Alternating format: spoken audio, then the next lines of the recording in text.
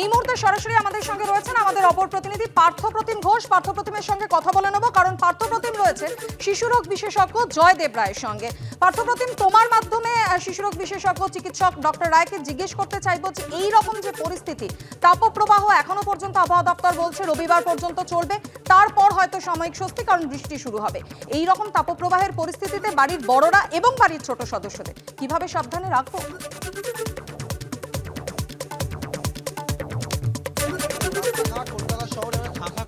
গ্রামে এবং গোটা রাজ্যের পরিস্থিতি আমরা দেখতে পাচ্ছি।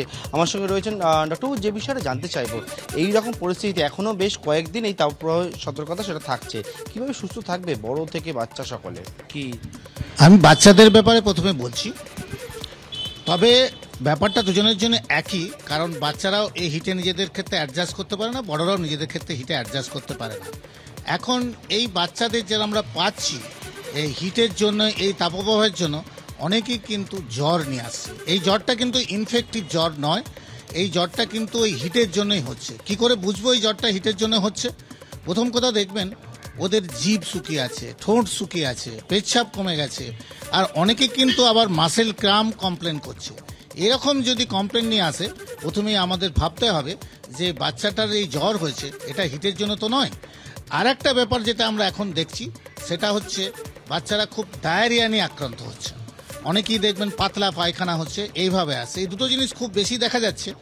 আর হিট এক্ষেত্রে এই দুটো ক্ষেত্রেই আমি বলবো যে প্রথম কথা হচ্ছে যে বাচ্চাদের ক্ষেত্রে এই দুটোতেই কিন্তু ফ্লুইড বেশি করে দিতে হবে। ফ্লুইড মানে ফ্লুইড দিতে যে আপনারা কিন্তু কোল্ড ড্রিঙ্কস খাওয়াবেন না, বা গ্লুকন্ডি অনেকে খাইয়ে থাকেন, গ্লুকন্ডি খাওয়াবেন না, রাস্তার লাল নীল জল খাওয়াবেন না। তাহলে কোন ফ্লুইড খাওয়াবেন? নুন চিনির শরবত খাওয়াতে পারেন, ওআরএস খাওয়াতে পারেন, ডাবের জল খাওয়াতে পারেন, কাটা ফল নয় মরসুমি ফল খাওয়াতে পারেন। আর একটা জিনিস আমি বাচ্চাদের ক্ষেত্রে বলবো, রোদ থেকে কোনো ক্রমে বাচ্চাদের তো প্রথমত রোদ থেকে বাঁচতেই হবে, বাচ্চাদের বড়দের সবারই ক্ষেত্রে, বুড়োদের সবারই বলবো, সেই জন্য রোদে একদম বেরোবেন না। রোদে যদি কোনো ক্রমে বেরোতে হয়, অর্থাৎ বাড়ির বড় এবং ছোট সদস্যদের যথেষ্ট সম্ভব সতর্ক এবং সাবধান থাকতে হবে। ধন্যবাদ ডক্টর রায়, এবং পার্থ তোমাকেও ধন্যবাদ। আর এই প্রখর দাবদাহ তাপপ্রবাহ চলছে, তারই মধ্যে শহর কি বলছে? শহরের প্রাণকেন্দ্র ধর্মতলা, সেখান থেকে রয়েছেন প্রতিনিধি সুকান্ত মুখোপাধ্যায়। সুকান্ত, ধর্মতলা হচ্ছে শহরের প্রাণকেন্দ্র, দূর দূরান্ত থেকে বাস এখানে এসে পৌঁছয় এবং এখান থেকেই বাস বিভিন্ন জায়গার উদ্দেশ্যে রওনা দেয়। এই প্রখর দাবদাহে, এই চরম উষ্ণতায় কি বলছে শহরের প্রাণ? একেবারে দেখো, তোমাকে সরাসরি ছবিটা দেখানোর চেষ্টা করবো। এই মুহূর্তে ধর্মতলা অর্থাৎ শহরের যে প্রাণ কেন্দ্র বলা চলে, সেইখানে তুমি দেখতে পাচ্ছ একেবারে ফাঁকা ধুধু করছে। পার্কিং থেকে শুরু করে রাস্তার যে গাড়ি ঘোড়া একদম নামমাত্র চলছে। যদিও আজকে মে দিবস, কিন্তু তারপরেও গাড়ির সংখ্যা কিন্তু অস্বাভাবিক রকম কম, এবং যে কজন রাস্তায় বেরিয়েছেন তাদের সংখ্যাও কিন্তু অনেকটাই কার্যত বলা চলে সীমাবদ্ধ।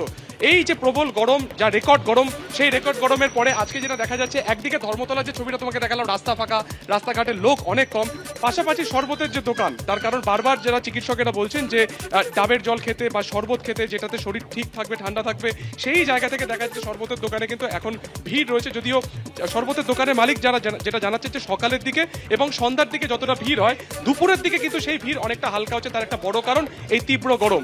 এই যে একেবারে ধর্মতলার একদম প্রাণ কেন্দ্র শরবতের দোকান, সেখানে সবসময় কিন্তু ভিড় প্রচুর থাকে, সেখানে দেখা যাচ্ছে কিন্তু এখন কিছুটা ভিড় কম রয়েছে। কথা বলার চেষ্টা করবো, এই গরমের মধ্যে মানে একটু কি গলা ভিজিয়ে নাও? হ্যাঁ, গলা ভিজে, মানে অনেক গলাটা শুকে যাচ্ছে, খেতে কিছু ইচ্ছা করছে না, শুধু শুধু জল খাও, জল, কত জল খাবো? কি বলবো? ওই তো বলছে গরম বেশি আছে। হ্যাঁ, আমার তো হার্ট অপারেশন। অর্থাৎ আবহাওয়া দপ্তর স্বস্তি দিচ্ছে না, তাই ঠান্ডা পানীয়ের দোকানে লম্বা লাইনে দাঁড়িয়ে একটুখানি সাময়িক স্বস্তি যদি পাওয়া যায়, তারই খোঁজে এই মুহূর্তে শহরবাসী। সুকান্ত, তুমি আমাদের সঙ্গে থাকো।